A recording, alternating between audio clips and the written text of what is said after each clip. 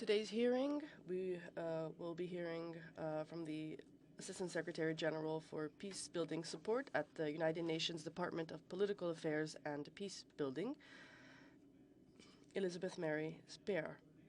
On behalf of our colleagues, I would like to welcome you and thank you. You are accompanied by Mr. Paolo Fontana,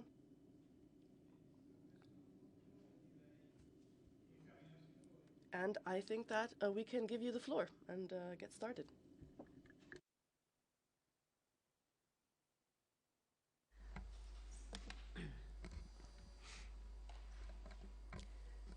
Grazie mille, signor Presidente. Onorevole Presidente.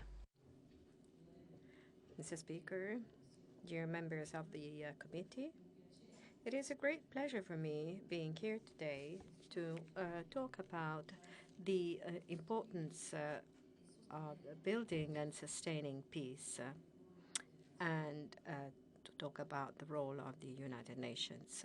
First of all,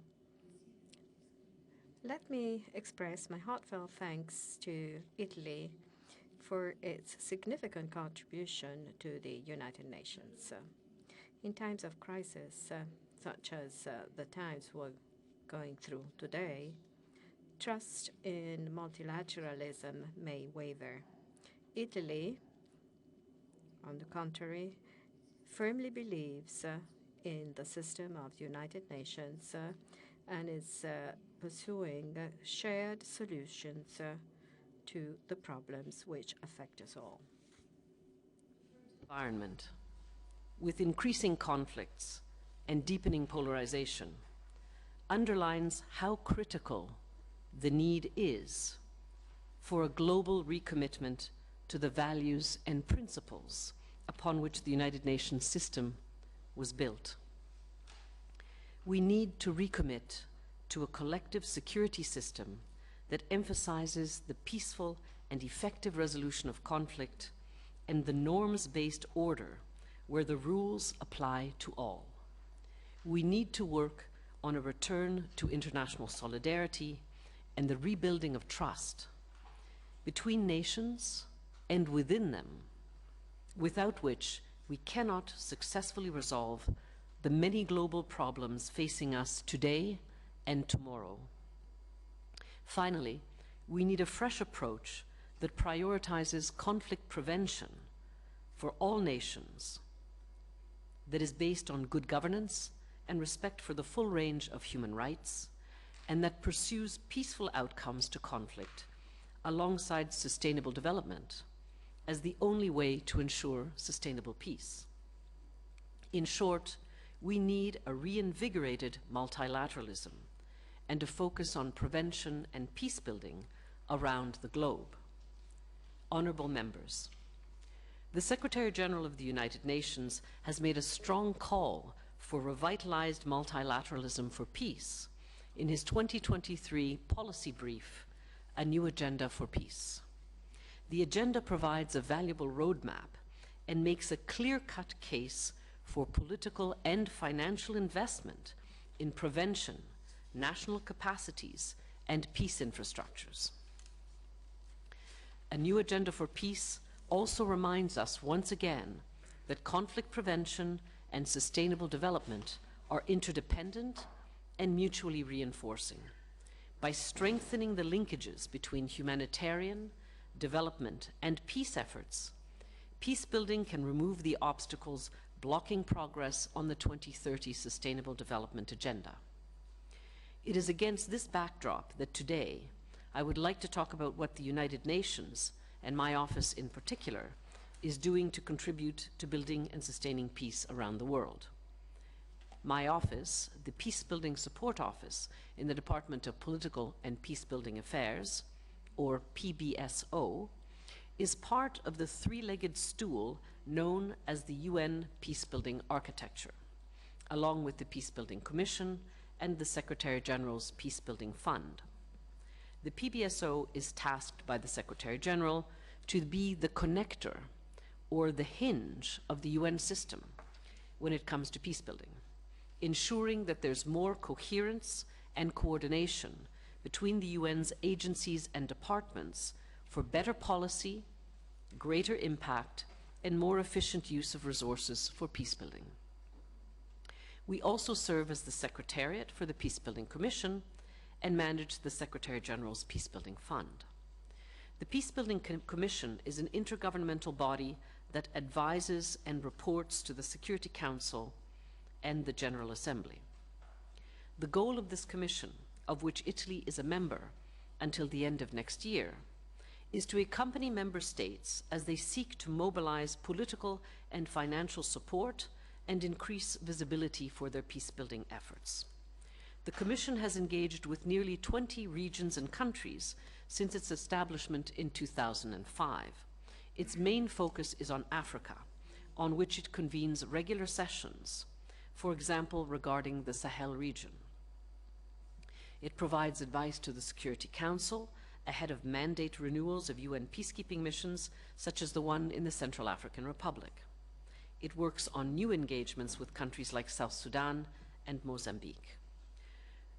Throughout its almost 20 years of existence, the PBC has played a critical role in supporting conflict-affected countries to consolidate peace and progress on their sustainable development goals. As you can imagine, these are long-term efforts, and success does not always proceed in a linear fashion.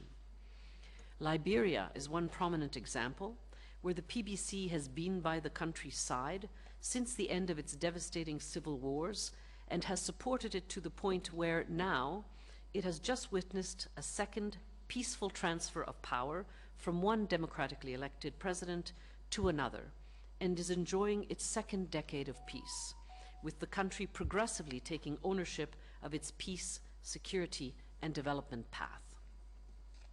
The Secretary-General's A New Agenda for Peace foresees an increasingly important role for the PBC in complementarity to the Security Council and other UN organs, including through supporting countries in their conflict prevention efforts, and recommends a significant strengthening of this body in the coming years. Italy, as a current PBC member, could be instrumental in helping to shape this transformation. The Secretary-General's Peacebuilding Fund is a unique UN instrument to respond flexibly and quickly to peacebuilding opportunities. With roughly $200 million US per year in financial resources in recent years, and with only a small office in New York, the fund can leverage the work of the full UN system at country level. The fund does not directly engage in peacebuilding work. Rather, it provides key seed resources to encourage and support UN agencies to increase their attention to and efforts towards conflict and violence prevention. Thanks to the voluntary support by member states, the Peacebuilding Fund finances peacebuilding actions, such as disarmament and reintegration of ex-fighters, constitution making, the increased role of women in the security sector, truth and reconciliation commissions, reintegration of internally displaced or integration of migrants into neighboring host communities through a holistic approach, support to national human rights commissions, and much more in over 40 countries. Allow me to share a few examples. In Mali, resources provided in the southern part of the country are supporting a holistic response to the security and justice needs of the populations, and particularly those of women and youth. For example, UNDP, supported by the fund, is helping women to obtain formal title to land. This addresses grievances stemming from the lack of livelihood opportunities and helps families to see a productive way forward that can reduce the likelihood of recruitment into violent extremist groups or migration in precarious situations, in precarious conditions. In Chad, we have been able to support the holding of the inclusive and sovereign national dialogue that gave women, youth, and other vulnerable groups the opportunity to participate in a political process that gives them a say in the shaping of the future of the nation. In South Sudan, which I visited earlier this year, the fund has shown promising results in a pilot initiative providing over $400 at-risk youth and gang members with vocational training and livelihoods and psychosocial support.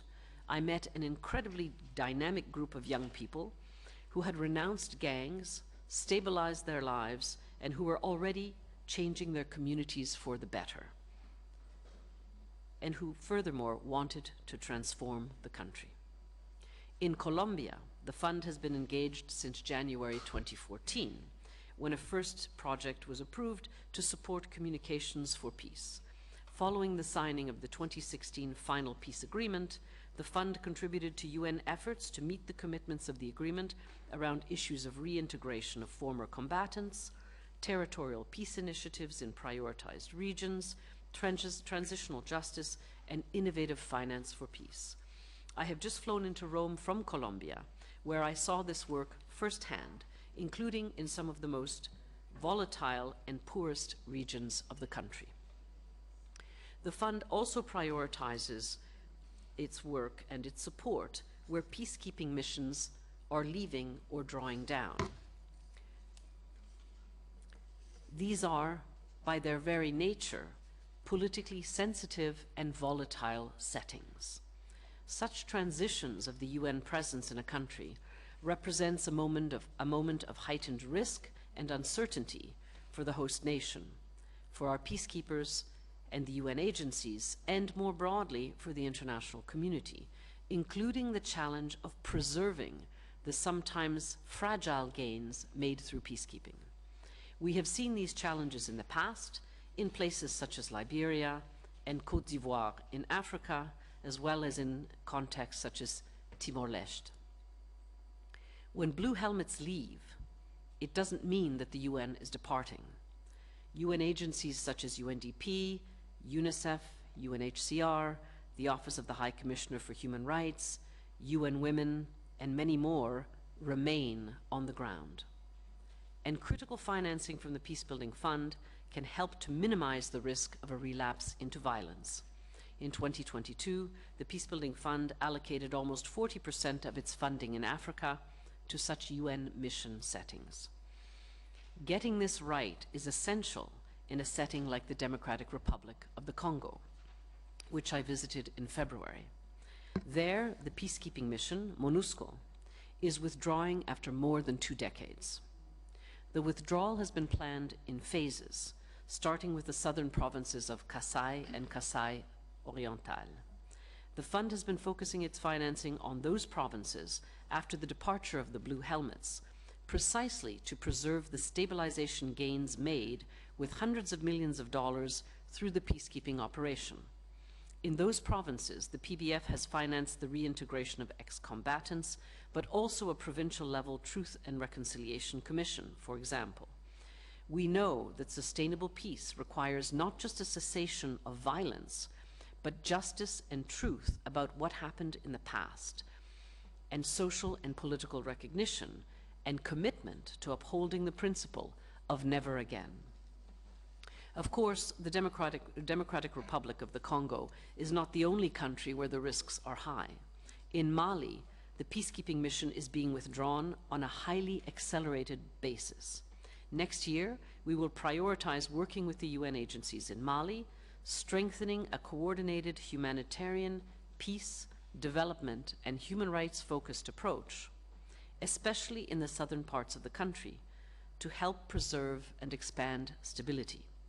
This will be complicated by the prevailing security as well as political situation, but such difficult contexts precisely call for specialized instruments such as the Peacebuilding Fund, which, with its agility, rapidity, flexibility, and appetite for risk, can allow the international community to stay engaged and support communities and local governments to ensure the delivery of services and preserve civic space, the absence of which only drives increased grievances and conflict. I cannot overstate the stakes. The conflicts in these parts of Africa are not over. Blue helmets will depart, but the UN will stay. The funding that we are seeking on an annual basis for the entire Peacebuilding Fund is much less than the yearly budget on an annual basis for the is much less than the yearly budget of even one of these large peacekeeping missions. For example, the Secretary General has been calling for several years for what he calls a quantum leap to $500 million a year for the Peacebuilding Fund. We have not gotten even remotely near that target. At the same time, the missions that I have just mentioned to you, MINUSMA, has been running on an annual basis on a larger than $1.2 billion budget, and MONUSCO is $1.1 billion per year. The savings for member states when these missions close are huge. There is an opportunity to invest a portion of these savings into the UN system that stays behind, to consolidate the peacekeeping gains and invest in preventive efforts. Honorable members of this committee, the guiding principle of our work is dictated by the Secretary General's emphasis on prevention. As he has repeatedly stated, prevention pays off, both in terms of human lives saved and financial costs. According to a study by the United Nations and the World Bank of several years ago, investing in prevention could save the international community between $5 billion and $70 billion each year. Also, according to this study, for every dollar invested in prevention, $16 would be saved. Unfortunately, prevention and peacebuilding efforts remain grossly underfunded, while governments find themselves paying again and again for crisis response. For the fund, it is becoming increasingly difficult to meet a growing demand for support. In the case of Italy, this year, the generous taxpayers have allowed for a doubling of the government's contribution to the Peacebuilding Fund from €1 million to €2 million, and we are deeply grateful for Italy's confidence in the value and importance of the fund's role, as evidenced by this increase. At the same time, given Italy's economic prowess, we hope that Italy could progressively work towards increasing its contributions to the fund in line with other prominent European countries. Honorable members, we are less than 1 year away from the UN Summit of the Future, where member states will come together in an effort to shape solutions and strengthen our tools to tackle the multiple problems facing our world. As a country that is deeply committed to multilateral action and to the pursuit of peace, the UN will be looking for your leadership to help forge a stronger and more effective organization for building and sustaining peace. I look forward to continuing to work together with you on these essential goals. Thank you for your attention, and I will be happy to answer any questions. Mille grazie. Grazie. Ci sono interventi? Are there any questions or comments? Sì, grazie. Grazie per... Thank you, Chair, and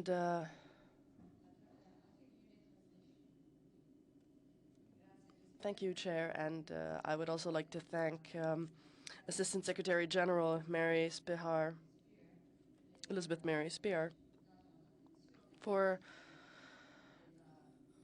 giving us this a picture of what the PBSO is doing and how it links back directly to peace, which is one of the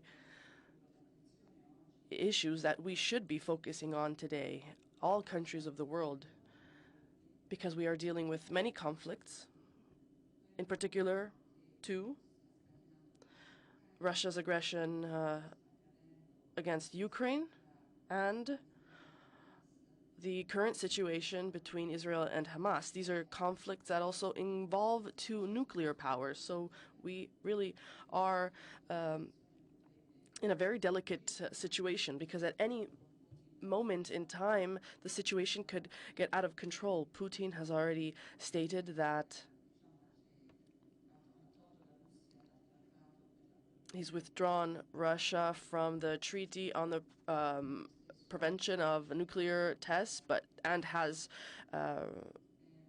started new testing, and Netanyahu stated that we should be launching a nuclear bomb on Gaza. So that all means that we need peace. We need peace building. We need more peace.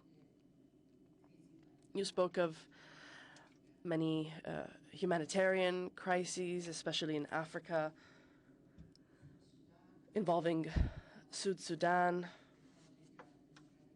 You spoke of the Democratic Republic of Congo, Liberia, which is a positive, a successful example of a peace-building process and democratic development. So peace is possible. This shows us that peace is possible, and peace can be achieved after war, because Liberia experienced a terrible conflict with militants in Liberia that mutilated those who did not do what they were told, asking them whether they preferred for their hand or their entire arm to be chopped off. So in some way, the country was able to overcome this dramatic phase. So if the world is well aware of the need for peace, and is it investing enough in peace? From your words, I feel that there is a donor fatigue, especially regarding some situations that have been going on for many years, for example, in Kosovo and Darfur, for example, or the Democratic Republic of Congo. So my question is, what can your organization do for peace building? What can it do to make peace a priority once again? Because it seems that war is becoming the norm. And if there's a tension, a conflict between states, the only end result will be war. And this is unacceptable. This cannot be the only solution, because war is always exacerbation of tension. So how can we make peace a priority once again and renew investment in peace? We, as a country, Italy, believes that we should be investing more than the 2 billion euros that have been allocated. More than 2 billion, absolutely necessary, because by investing in peace, we are investing in our future and we are avoiding war. So there is no better investment than investing in peace building. It doesn't mean when war is far away from us, it doesn't mean that it doesn't involve us, because the effects of wars all over the country are visible on our daily lives. We see this in the migratory flows, in the increase in terrorism. So we would like to know if you could give us some input on how we can do more to urge our government to be more generous in peace-building activities and funding. Thank you. Ci sono altri interventi? Are there any other questions or comments? Thank you, Chair, and I would also like to thank our guest speaker. The current geopolitical system, in the current system, multilateralism is increasingly important. The world is increasingly connected, and the challenges that we are facing are increasingly difficult. And in order to overcome them, we need more cooperation among states, overcoming ideological and political differences. This is the best way to ensure peace, as you have said, with positive and negative examples. We have seen, obviously, and we're aware of the dramatic situation in countries in Africa and in the Gaza Strip and in Ukraine. These are all humanitarian disasters for our societies, which could have even more severe repercussions for the world. So when countries work together, the possibility of these clashes decreases. However, as you have also said, with multilateralism, we also must consider an increased challenge. Countries and states must work together, and this process at times is slow and not always effective. So, considering all the problems that we are dealing with and all the challenges that we will be facing, I still believe that multilateralism is the only option to be able to deal with global challenges. So we need to strengthen it and promote this multilateralism. So my question is, based on your experience and based on your experience and your professional experience, how can these organizations be even more effective in dealing with all these problems? For example, reforming the UN Security Council, reform in the adoption of resolutions. We've heard discussions on qualified majority for major decisions, and also how to improve cooperation with regional organizations. The system of reforms is a major challenge, especially for developed countries, that we will have to face in the near future. Thank you. And if there aren't any other questions, before we hear Ms. Spar's reply, we have a video.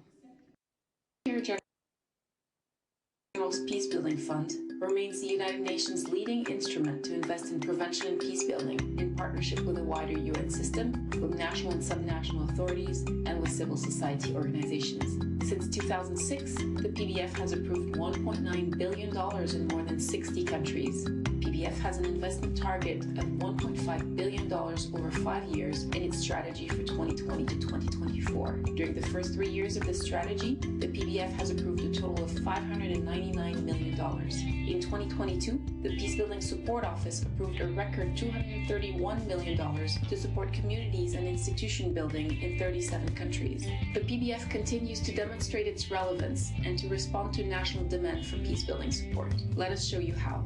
Ensuring equal participation and inclusion of women and youth in decision-making is essential to building and maintaining peace. In 2022, the PBF allocated almost $86 million for women and youth empowerment, including 27 winning projects as part of the gender and youth promotion initiatives in 21 countries. A record 47% of PBF's total investments were approved for gender-responsive peacebuilding, exceeding its own target of 40%. The project is impacted a lot. I've learned that I can do the business by myself. The job is actually going well, and that's why you can see that there's a difference. I'm not a gang now because I've been transformed, and I've now known, because if I was a gang I would have used the money for the purpose of buying clothes and then spending it in DJs, but now I can do money, I can make money to invest it in other things. The first thing that I want to do, if I can afford it, is like to also work hard and bring the youth up together as I am. The PBF's second priority window responds to cross-border and regional conflict dynamics. In 2022, the PBF approved $28 million for such programs. Antes del curso de uñas, solo me dedicaba a la casa, a mis hijos. Tenía algo de frustración porque yo sentía de que yo tenía que enseñarles a mis hijos a ser independientes y a sentir que nosotros valemos. El curso siento que me ha cambiado porque ahora tengo nuevas oportunidades. Me ayudó a poder abrir mi salón de uñas. Es poco a poco, pero ahora tengo más confianza de trabajar y cobrar mis trabajos.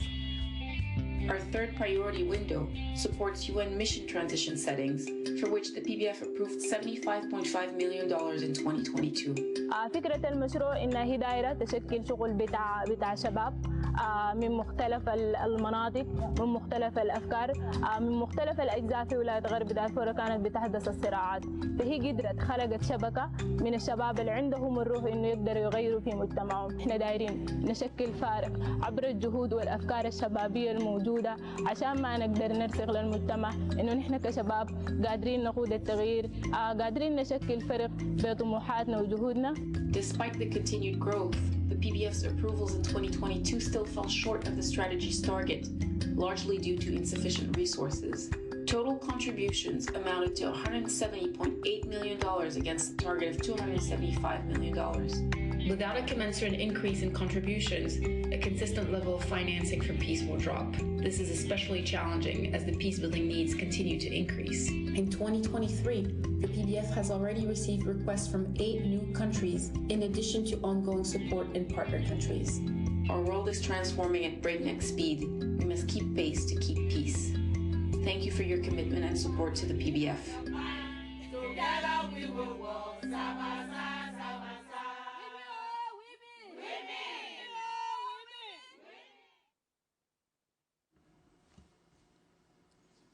Grazie.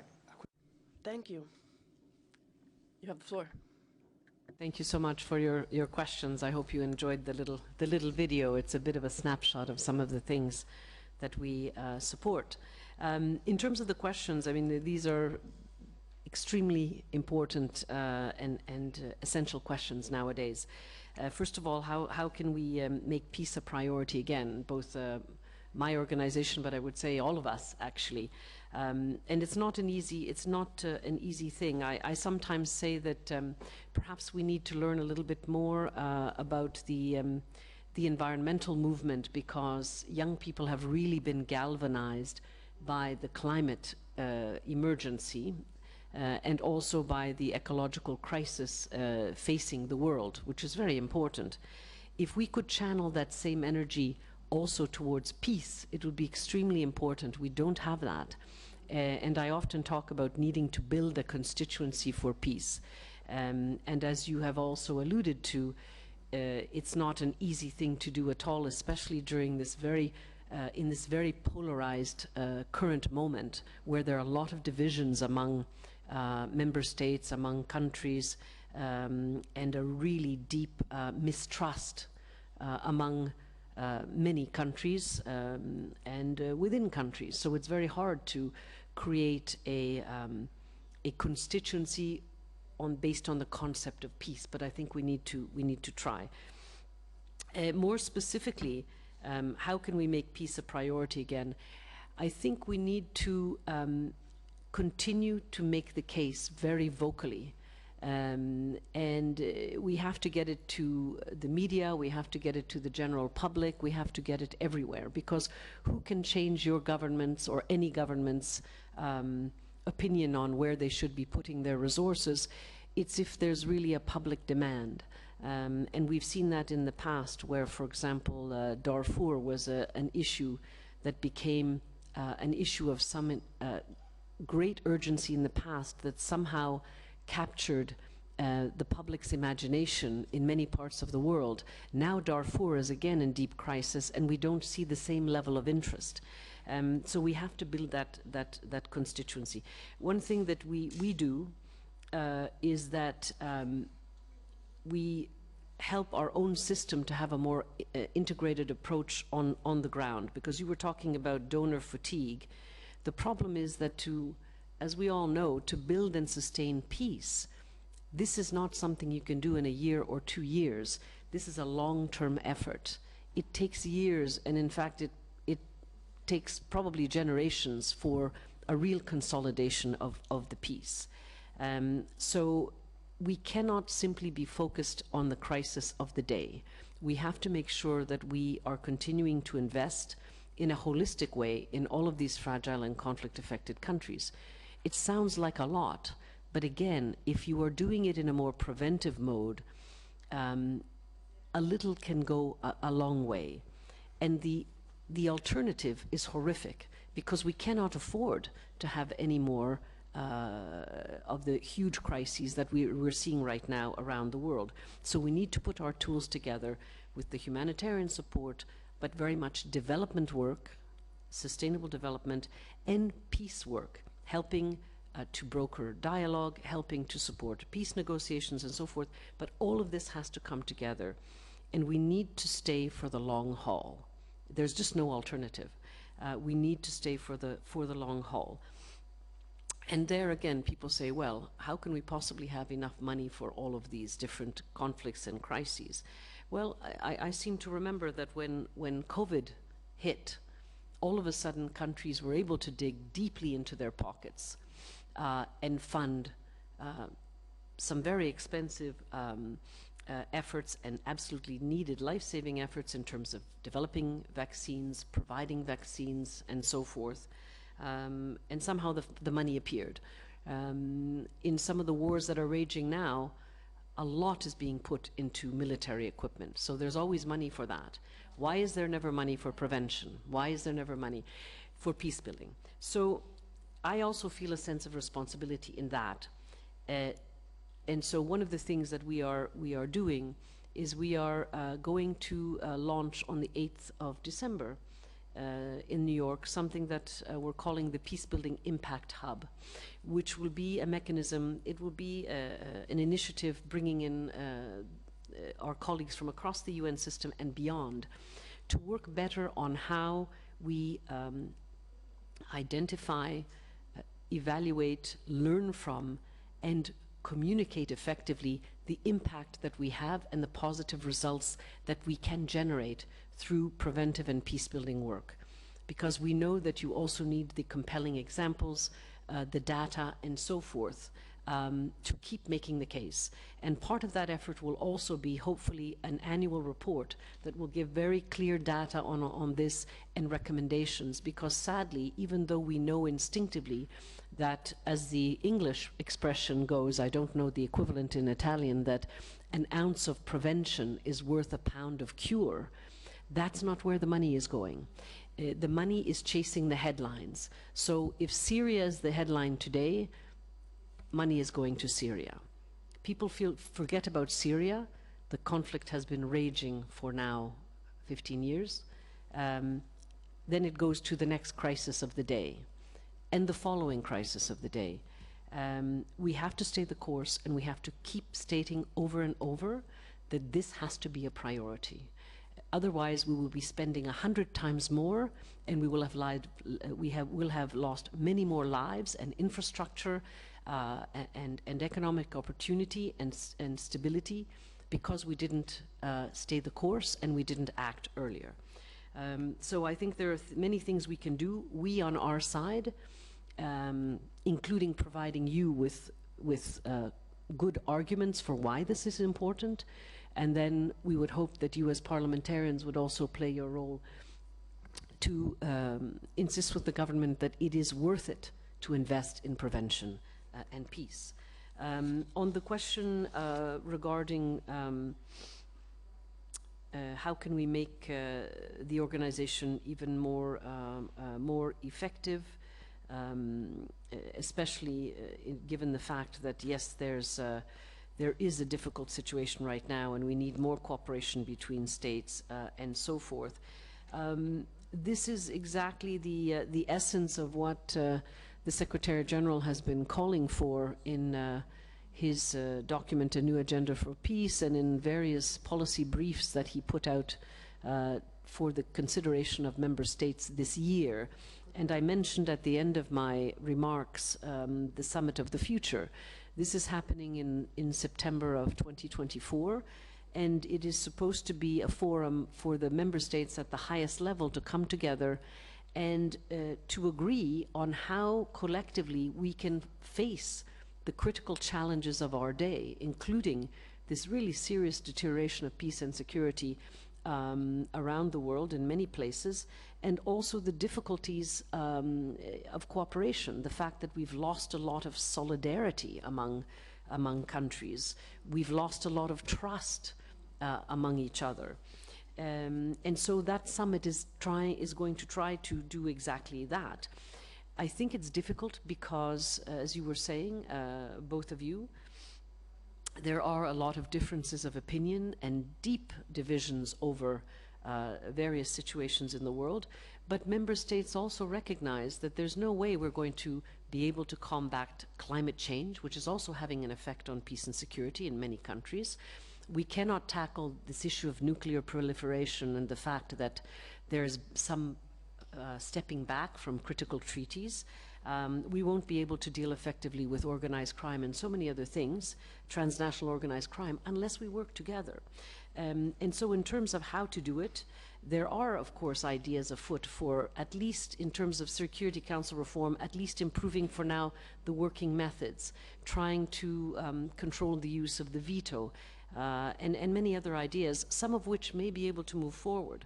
The role of the Peacebuilding Commission, which you are a part of as Italy, has been suggested as a tool that should be strengthened and could play an increasing role in the peace and security architecture of the UN.